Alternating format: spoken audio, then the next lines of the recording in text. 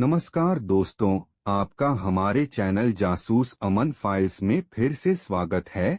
तो आज हम देखने वाले हैं जासूस अमन और उसके सहयोगी पिद्दू सिंह का एक नया केस।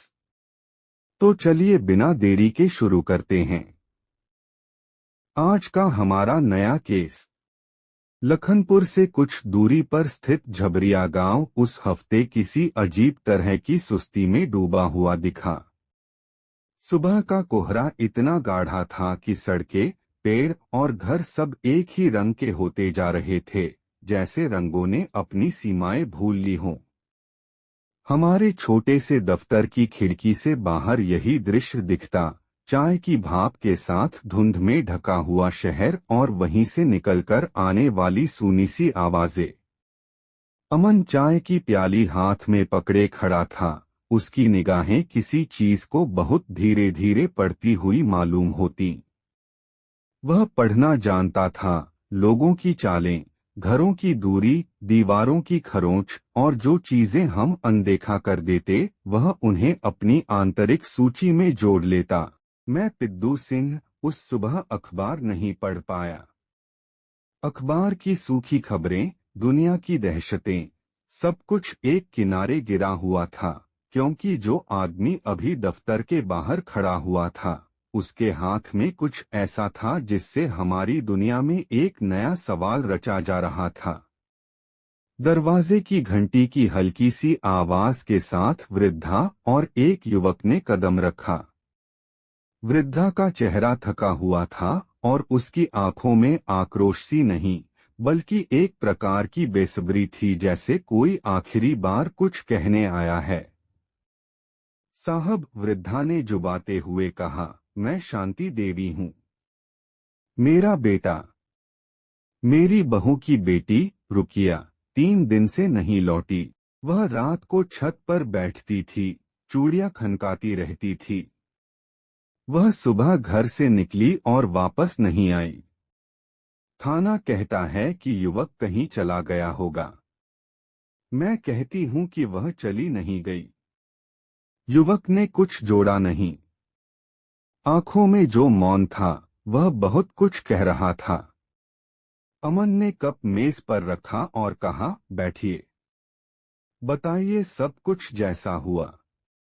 आखिरी बार किसने देखा था, किसने बात की थी? उसकी आवाज इतनी सामान्य थी कि कोई भी डर उसने न समझा होता, पर उसमें एक शीतल सी तीक्ष्णता थी जो छोटे छोटे सवालों को काटकर उसे असली नथ के पास ले आती। घर पहुंचना आसान नहीं था। झबरिया की संकरी गली, जर्जर दीवारों के नक्काशी की तरह सूनी सी धूल, और घर का आंगन वैसा ही, पर भीतर का सन्नाटा भारी था। परिवार के कुल सदस्य एक ही छत का हिस्सा थे और हर किसी ने अलग तरह से डर झेला था। माँ की आंखों में थकान थी, पति विवेक चीनी साफ बोलने वाला, पर आज वह चुप था। बहू माधवी के हाथ कांप रहे थे और बच्चे चुपचाप किसी कोमल आशंका में बैठे थे। पर कोई चीख, कुछ आह नहीं थी, बस वह सब कुछ जो लोग बोलकर छुपा लेते हैं।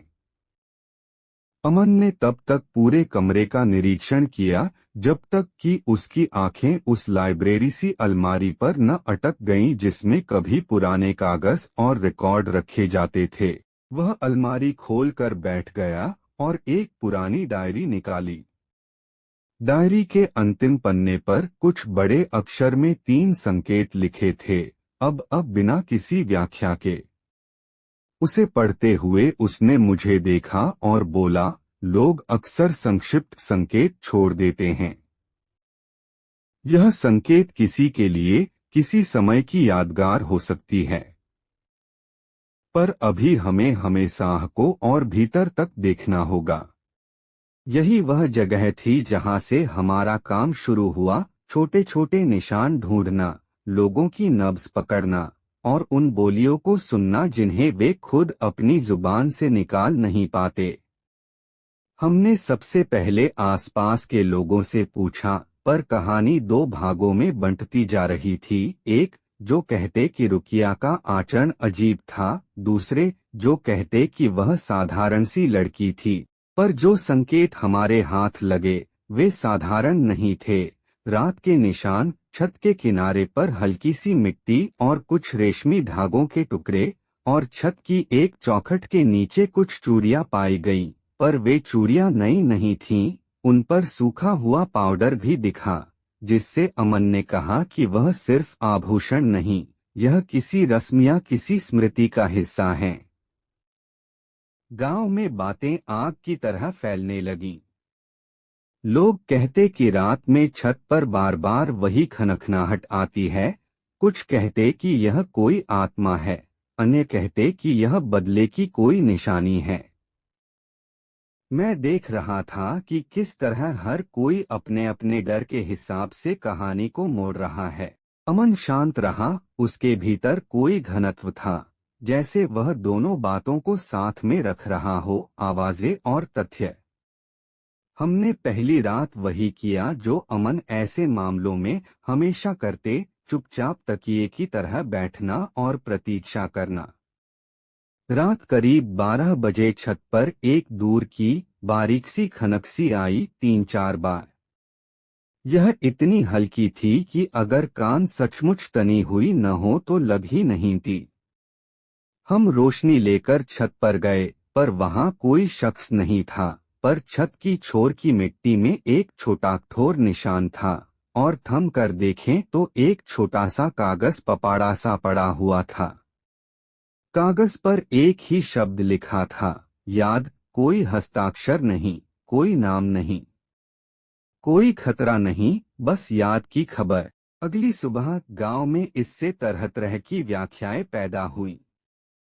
कुछों ने कहा कि यह प्यार का संकेत है, कुछों ने कहा कि यह धमकी है, पर अमन ने कहा, याद केवल भावनात्मक नहीं होती, वह अक्सर किस्से, दस्तावेज और चिन्हों से जुड़ी होती है। प्रतीक वास्तविक सबूत नहीं देते, पर वे संकेत देते हैं कि किस ओर देखना है। वह बात मेरे भीतर कुछ उड़ाने जैसा कर गई। प्रतीक के पीछे छिपा हुआ मानवीय कारण खोजे बिना हम आगे नहीं बढ़ सकते थे। रेड हेरिंग्स आए, वैसे हर दिमाग खोज में आते हैं। किसी ने कहा कि रुकिया के साथ किसी ने छेड़खानी की थी, किसी ने कहा कि उसके ससुराल में पुराने जमीन के झगड़े थे, फिर कहते थे कि रुकिया प्यार के लिए भागी हुई है। पर इन सारे शोरों के बीच जो चीज असलियत में खड़ी थी, वह थी पुराने कागजों की एक हिफाजत, एक रजिस्टर की कहानी जो किसी के हाथ में छिपा दी गई थी। गांव के पुरानी दुकानदार कुलदीप ने बताया कि सालों पहले कुछ दस्तावेज गायब हुए थे, और जिन लोगों के नाम उन दस्तावेजों में थे, आज वही गांव में प्रतिष्ठित थे। वह मिलान हमें वहीं ले गया जहां छत पर मिली चूड़ियों की खनक और पुराने दस्तावेज आपस में मिलते दिखाई देने लगे। अमन ने कहा कि चूड़ियां न सिर्फ आवाज पैदा कर रही थीं, जो उन्हें खनका रहा था वह किसी तरह पुरानी गलती का स्मरण कराना चाहता था। वे केवल आवाज नहीं थे, वे उस दिन की प्रतिध्वनि थीं जब कुछ लोगों ने कागजों में छेड़छाड़ की थी। पर किसने ऐसा किया, और किस कारण से रुकिया उस रात छत पर बैठी हुई थी? यहाँ पर मनोवैज्ञानिक परतें खुलने लगीं। विवेक, परिवार का बड़ा भाई, पहले गुस्से में बात करता रहा, पर जब हमने उस रजिस्टर के कुछ अंश की बात की तो उसकी पीठ पर पसीना उभर आया। उसके हाव भाव ने संकेत दिया कि उसके सीने में कुछ दबी है, कोई बोझ जो वह बताना नहीं चाहता। अमन ने धीरे धीरे लोगों से बात शुरू की, बच्चों से, पड़ोसी से, दुकानदार से। 2 बच्चे, रामू और धर्म, जो अक्सर स्कूल की घंटी के बाद भाग कर लौटते थे, उन्होंने बताया कि वे कभी कभी रात में छत के पास खेलते देखे गए लोग देखते थे।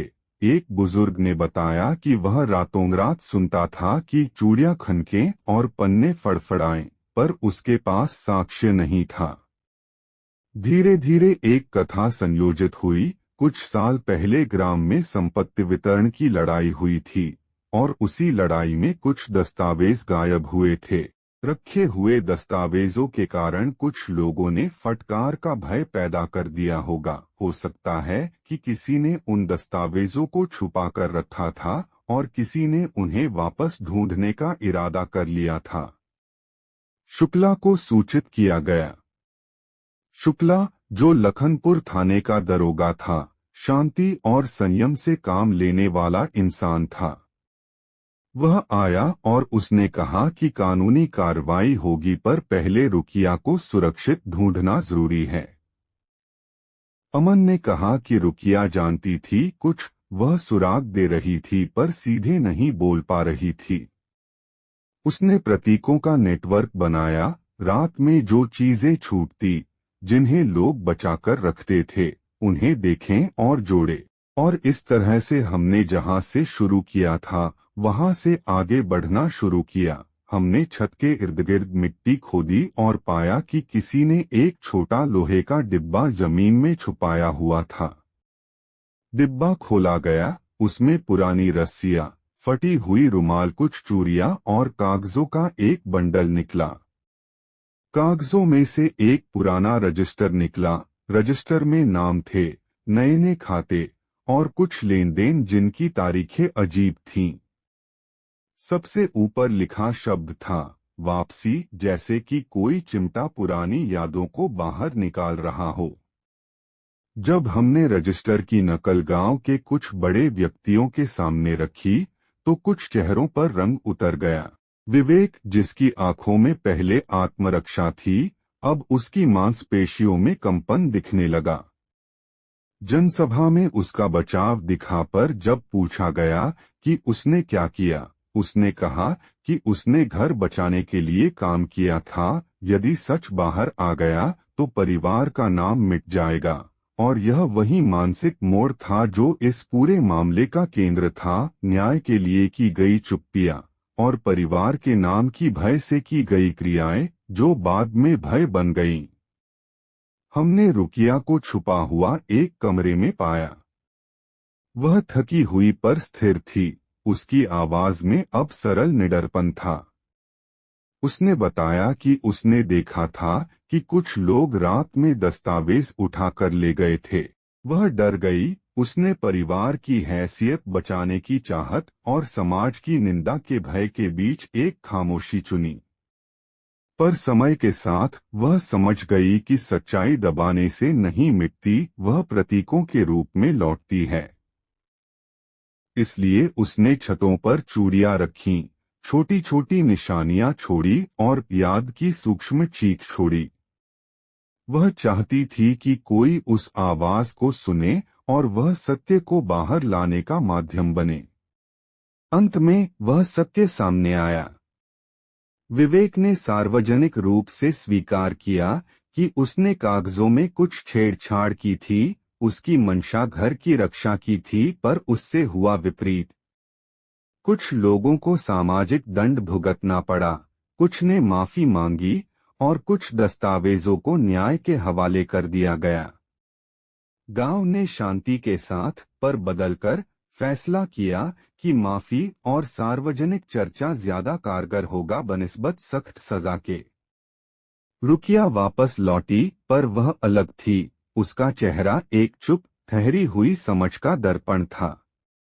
गांव का मौसम वैसे ही था, पर हवा में अब हल्की सी हलचल थी, जैसे किसी पुराने घाव पर पट्टी बदली गई हो। आमतौर पर जब हम केस समेटते हैं, अमन चाय की आखिरी बूंद लेता और कहता, कभी कभी गुमशुदगी केवल शारीरिक नहीं होती। किसी का अंदर का सच, उसका शर्म, समाज की मांगे, ये सब मिलीजुली चीजें लोगों को छुपने को मजबूर कर देती हैं। और यादें, चाहे चूड़ियों की तरह हल्की हों या दस्तावेजों की तरह भारी, वक्त आने पर वापस आती हैं। मैं चुप रहा और उसने कहा कि न्याय सिर्फ कागजों का सवाल नहीं, वह अब भी उन रिश्तों को जोड़ने का काम कर रहा है जिनमें भरोसा टूटा था। यह कहानी न केवल रहस्य का हल थी, बल्कि एक किसान की बेटी की आवाज का पालन भी थी, जिसने कुछ सूक्ष्म संकेत छोड़े, ताकि समाज के बड़े लोगों को यह याद दिलाया जा सके कि साख और सम्मान की रक्षा नाम के नीचे भी सच्चाई छिपा दी जाती है।